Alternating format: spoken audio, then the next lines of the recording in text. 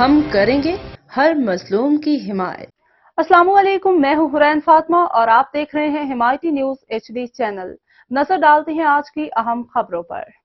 کراچی ملک میں ذی الحج کا چاند نظر آ گیا ہے۔ عید الاضحیٰ 17 جون بروز پیر کو ہوگی۔ چیئرمین مرکزی رویت ہلال کمیٹی مولانا عبدالخبیر آزاد نے کہا کہ پاکستان کے مختلف علاقوں سے چاند نظر آنے کی شہادتیں موصول ہوئی ہیں۔ عید الاضحیٰ 17 جون بروز پیر کو منائی جائے گی۔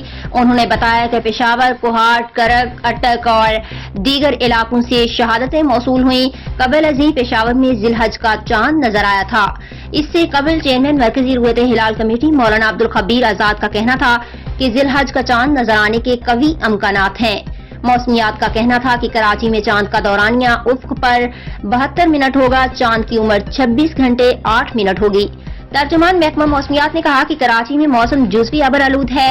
کراچی میں چاند نظر آنے کے قوی امکانات ہیں۔